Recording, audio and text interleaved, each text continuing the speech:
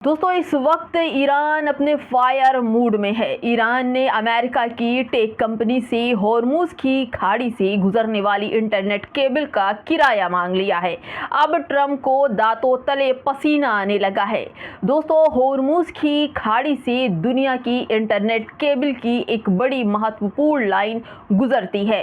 Fees न देने पर ईरान इस केबल को काट देगा। उसने अभी अभी ये बहुत बड़ा फैसला किया है। दोस्तों जब इंटरनेट कटेगा तो इसका खामियाजा पूरी दुनिया भुगतेगी।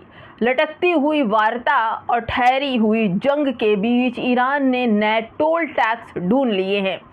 अमेरिकी थिंक टैंक के माथे पर हर सप्ताह ईरान एक नया पसीना लाकर बूंद बनाने का काम कर रहा है।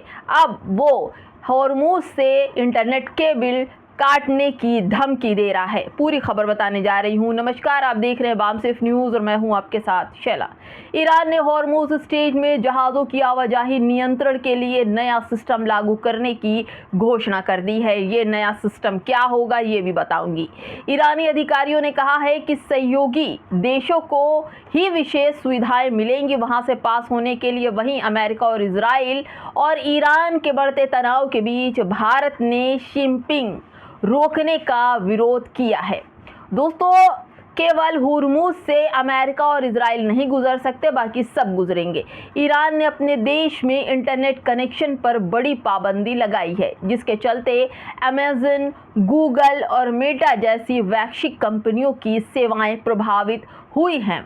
जनवरी 2026 से शुरू हुई लगभग पूरे इंटरनेट ब्लैकआउट ने अर्थव्यवस्था को रोजाना 30 से 40 मिलियन डॉलर का नुकसान पहुंचाया है और उससे वैश्विक ऑनलाइन नेटवर्क भी स्थिर हो चुका है। लेकिन अभी की जो खबर है कि ईरान ने कहा है कि अगर जो हमें टोल टैक्स नहीं देगा हम केबल काट देंगे। अगर यही स्थिति जारी रही तो यह वैश्विक डेटा सुरक्षा और टेक कंपनियों की सेवाओं की उपलब्धता को भी खतरे में डाल सकता है। ईरान ने स्ट्रेट ऑफ होर्मुज, जो दुनिया के तेल और गैस ट्रांसपोर्ट का एक प्रमुख रूट है, एक प्रमुख रास्ता है, उस पर नियंत्रण बड़ी ही मजबूती से ईरान ने किया है। दोस्तों आपको बताऊं कि 2026 में ईरान ने कुछ जहाज़ों से इस जल संधि पार कराने के लिए $20 लाख का शुल्क वसूलना शुरू किया, जिससे अंतर्राष्ट्रीय व्यापार नियमों का उल्लंघन माना जा रहा था।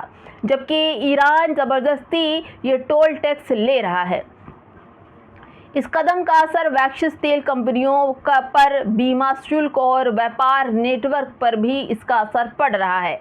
दोस्तों ईरान ने स्ट्रेट ऑफ होर्मुज के नीचे बिछी एक महत्वपूर्ण इंटरनेट केबल को निशाना बनाया है, जिससे पूरे विश्व में असर पड़ रहा है। दोस्तों इस केबल को काटने से खाड़ी देशों में जैसे भारत, यूरोप तक इंटरनेट स्पीड और डेटा ट्रैफिक जो प्रभावित हो रहा है, उससे इसका खामियाजा तमाम व्यापारों पर पड़ेगा, जिससे अरबों डॉलर का आर्थिक नुकसान होना तय माना जा रहा है। और अब ईरान की बहुत बड़ी शुल्क वसूलने की जो बात है, उससे और भी ज़्यादा इस बात को पुख्ता कर दिया है कि ईरान कभी भी होर्मुज से गुजरने वाली इंटरनेट केबल को काट सकता है।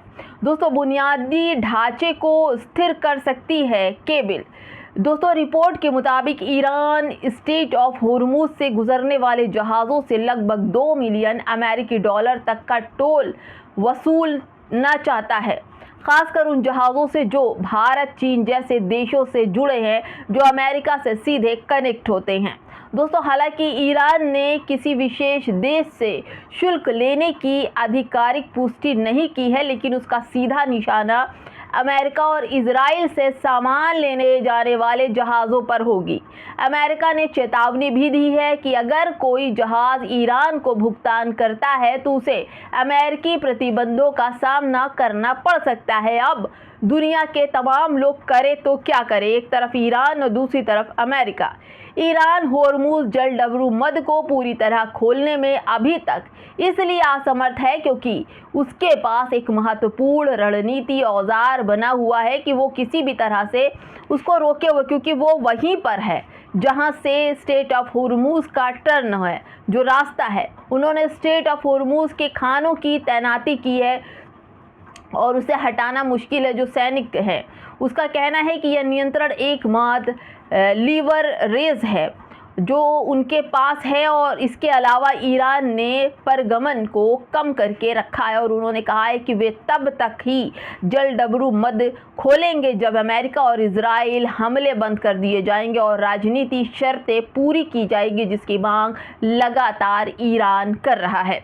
दोस्तों, ईरान हर तरह से अमेरिका और इजराइल को गिराना चाहता है और ये लोग गिर भी गए हैं। इधर ट्रम्प के चीन से निकलते ही पुतिन चीन जा पहुंचे हैं।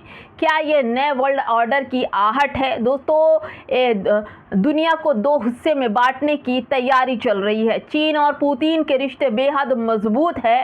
ट्रम्प के खाली हाथ लौटने के बाद यदि पुतिन कोई बड़ा उपहार साथ लेकर आते हैं तो यह ट्रम्प के मुंह पर तमाचा होगा। दोस्तों, ट्रम्प ने चीन से लाए हुए तमाम उपहारों को डस्टबिन में, गटर में डाल दिया, इसलिए क्योंकि चीन की चिप बड़ी ही अजीब है। वो अमेरिका की तमाम सेवाओं का लुत्फ उठा सकती है, जासूसी कर सकती, इसलिए अमेरिका डरा हुआ है और उसने चीन से कोई भी सामान नहीं लाया वापस अमेरिका। भारी इंजीनियरिंग में रूस आगे हो, लेकिन दोनों का गठजोड़ अलग अलग है। यूरोप के बाद अब अमेरिका को अफ्रीका चेतावनी दे रहा है। दोस्तों, ईरान के विदेश मंत्री अब्बास अरगाची ने कहा है कि होर्मुज जलडबरू मद जो है वो ईरान के हिस्से में है और ईरान जो है उसने कहा है कि इस पूरे स्ट्रेट ऑफ होर्मुज पर जो रास्ता जाता है उस पर ओमान और ईरान का कब्जा है। इस क्षेत्र में टोल टैक्स जो दिया जाएगा वो ईरान के हिस्से में आएगा। इसी बीच कोई भी अंतर्राष्ट्रीय जल क्षेत्र इनके बीच नहीं आना चाहिए। सभी मामलों पर प्रतिबंध ईरान और ओमान को ही करना चाहिए क्योंकि दोनों ही इस रास्ते को ब्लॉक करके बैठे हैं। दोस्तों, हम आपको बताऊं कि ईरान जो हमेशा खुलकर अपने प्रभाव और आधिकारिक वाले क्षेत्रों पर अपना दावा और हक जताता रहा है, उसे लेकर कई बड़े सवाल खड़े होते हैं कि अगर स्ट्रेट ऑफ होर्मुज से गुजरने वाले जहाज टोल टैक्स अगर ईरान को नहीं देंगे तो ईरान वहां से गुजरने नहीं देगा, जिसका खामियाजा पूरी दुनिया को भुगतना होगा। वहीं आपको बताऊं कि और ये भी कह रहा है कि अगर किसी ने हमारे टोल टैक्स नहीं दिया तो हम इंटरनेट के बिल काट देंगे। और वहीं अमेरिका कह रहा है कि अगर ईरान से को किसी भी देश ने टोल टैक्स दिया तो हम उस पर कड़ी कार्रवाई करेंगे। इसका क्या मतलब है कि देश अमेरिका न तो इधर जाने दे रहा है न उधर जाने दे रहा है। एक तरफ ईरान नहीं घुसने दे रहा, दूसरी तरफ अमेरिका नहीं घुसने दे रहा। आखिर दुनिया किस दिशा में जा रही है? और तो और दोस्तों, आपको बताऊं, जबकि ईरान के मंत्री ने बताया कि हम भारत को ईंधन देने के लिए तैयार है, लेकिन अमेरिका ने ईरान से तेल लेने के लिए, पेट्रोल लेने के लिए, गैस लेने के लिए मना कर दिया।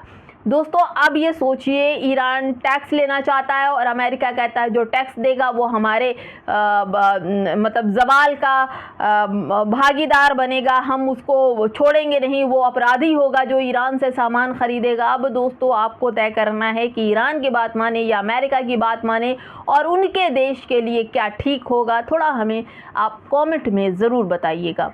नमस्कार।